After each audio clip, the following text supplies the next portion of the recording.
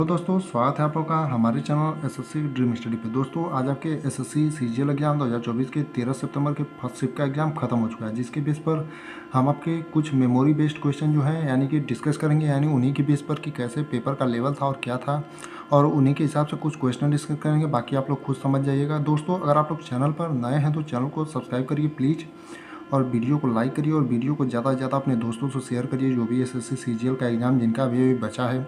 और हाँ, आप लोग बेल आइकन को प्रेस कर लीजिए ताकि आने वाली हर वीडियो का नोटिफिकेशन आप तक सबसे पहले पहुँचे। और एक बार फिर से आपसे रिक्वेस्ट है कि प्लीज़ आप लोग चैनल को सब्सक्राइब करिए। आइए देखते हैं उनके बेस पर कुछ इंपॉर्टेंट क्वेश्चन। अब पहला क्वेश्चन है, राज्य विलय नीति की शुरुआत किसने करी? यानी हड़प नीति कहिए या राज्य विलय नीति कहिए, एक ही बात है, यानी इसी को हड़प नीति भी कहते हैं। इसकी शुरुआत किसने करी? यानी हड़प नीति की शुरुआत करके भी आपसे क्वेश्चन पूछा जा सकता है, पूछा गया हो। और या राज्य विलय नीति की शुरुआत किसने करी? तो डलहौजी ने, यानी डलहौजी, लॉर्ड डलहौजी जो था उसने शुरुआत करी थी हड़प नीति की। यानी हड़प नीति की या राज्य विलय नीति की है। और इसका काल अगर पूछ लिया आपसे, यानी समय काल कितना था, तो 1848 से 1856 तक इसका समय कार्यकाल था। और आपसे पूछा था कि राज्य विलय नीति की शुरुआत किसने करी, तो आपका जो सही उत्तर होगा और लॉर्ड डलहौजी, यानी आपके जिस भी ऑप्शन में लॉर्ड डलहौजी देगा आप लोग उसी को टिक करना है।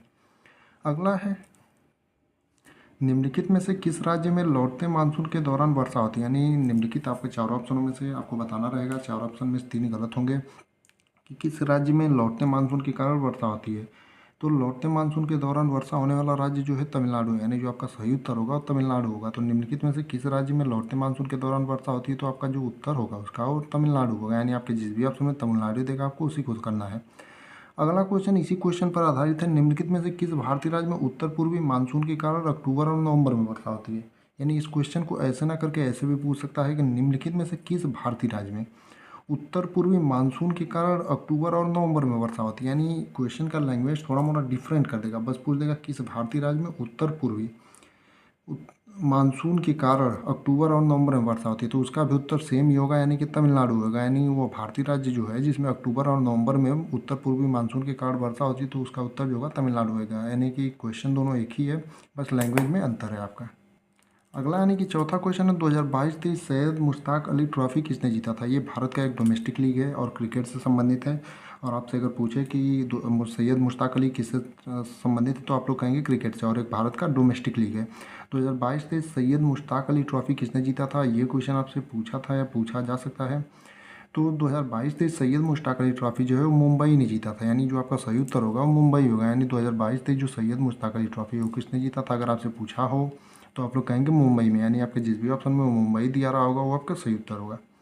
अगला क्वेश्चन है, छठ पूजा में किसी की पूजा करते हैं? यानी छठ पूजा में किसकी पूजा करते हैं? अगर ये पूछता कि छठ पूजा मुख्य तौर पर किस राज्य का त्यौहार, तो मुख्य रूप से बिहार का त्यौहार है। और अगर पूछे छठ पूजा में किसकी पूजा करते हैं, तो आपकी भगवान सूर्य की, यानी जो आपका सही उत्तर होगा भगवान सूर्य की पूजा जो है छठ पूजा में की जाती है। अगला है, किस आयोग ने भारतीय रिजर्व बैंक की स्थापना की मांग की थी? यानी जो कौन सा आयोग है जिसने भारतीय रिजर्व बैंक की स्थापना की मांग की थी? ये क्वेश्चन आपका पूछा होगा या पूछा जा सकता है। तो आपका किस आयोग ने भारतीय रिजर्व बैंक की स्थापना की मांग की? तो हिल्टन यंग आयोग, यानी कि जो आपका सही उत्तर होगा हिल्टन यंग आयोग होगा। यानी किस आयोग ने भारतीय रिजर्व की स्थापना की मांग की? इस क्वेश्चन का जो आपका उत्तर होगा हिल्टन यंग आयोग, यानी आपके जिस भी ऑप्शन में हिल्टन यंग आयोग दिया रहेगा उसको आपको टिक करना है। अगला है, राज्य के नीति निर्देशक तत्वों पर विचार कहाँ से लिया गया था? हमने कल एक वीडियो अपलोड किया था जिसमें संविधान के महत्वपूर्ण संबंधित प्रश्न, अनुच्छेद से संबंधित प्रश्न और कुछ बताए थे, जिसमें हमने 13 से 26 तक के एग्जाम के लिए महत्वपूर्ण बताया था। लेकिन कुछ बच्चों का कमेंट आने लगा कि फर्जी क्वेश्चन है, फर्जी, इसलिए हमने उसको वीडियो को डिलीट कर दिया। अगर आप लोग देखें तो उस वीडियो में ये क्वेश्चन था, यानी कि आपका कल ही की वीडियो में एक क्वेश्चन फंस गया। इसलिए हम कहते हैं आप लोग कमेंट फालतू के ना किया करिए। आप लोगों का अगर जिसको नहीं याद रहता, अगर वो वीडियो देख लेता तो आपके 5 मिनट में 1 नंबर का प्रश्न 1 दिन के बाद ही मिल जाता। राज्य के नीति निर्देशक तत्वों पर विचार कहाँ से लिया गया था? तो आयरलैंड से लिया गया था। और भाग 4 में है आपके राज्य के नीति निर्देशक तत्व। अगर पूछे कि राज्य के नीति निर्देशक तत्व यानी डीपीएसपी का संबंध किस भाग से है, तो भाग 4 से। और अनुच्छेद पूछे तो अनुच्छेद आपका 36 से 51। आपका जो मेन क्वेश्चन है वो है राज्य के नीति निर्देशक तत्वों पर विचार कहाँ से लिया गया था, जो आपका सही उत्तर होगा आयरलैंड। अगला है लक्ष्य सेन किस खेल के खिलाड़ी हैं, यानी लक्ष्य सेन जो है किस खेल के खिलाड़ी हैं, तो लक्ष्य सेन जो है बैडमिंटन के खिलाड़ी हैं। यानी जो आपका सही उत्तर होगा कि लक्ष्य सेन किस खेल के खिलाड़ी हैं, तो लक्ष्य सेन जो बैडमिंटन के खिलाड़ी, यानी आपके जिस भी ऑप्शन में बैडमिंटन देगा आपको उसी को टिक करना है। अब आगे क्वेश्चन देखे हैं। आगे क्वेश्चन है सुंदरी का पेड़ किस प्रकार के वनों में पाया जाता है, यानी सुंदरी का जो पेड़ है वो किस प्रकार के वनों में पाया जाता है, तो जो सुंदरी के पेड़ हैं वो ज्वारी जंगल में पाए जाते हैं। यानी जो आपका सही उत्तर होगा ज्वारी जंगल होगा। तो सुंदरी के पेड़ किस प्रकार के वनों में पाए जाते हैं, अगर आपसे पूछा होगा या पूछा जाए तो आप लोग ज्वारी जंगल जिस भी ऑप्शन में आपका देगा आप लोग उसी को टिक करेंगे। अगला है भारत के केंद्र शासित प्रदेशों के साक्षरता दर के घटते क्रम में सजाएं, यानी कि भारत के जो केंद्र शासित प्रदेश हैं उनको साक्षरता दर के घटते क्रम में सजाना है।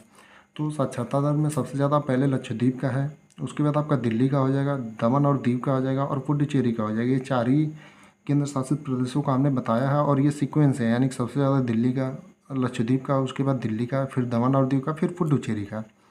अगला है पुस्तक रामचंद्र के लेखक कौन है, यानी पुस्तक जो रामचंद्र है उसके लेखक कौन है, तो संध्याकर नंदी, यानी जो आपका सही उत्तर होगा पुस्तक रामचंद्र के लेखक कौन है, तो संध्याकर नंदी होगा। यानी आपके जिस भी ऑप्शन में संध्याकर नंदी होगा वो सही होगा।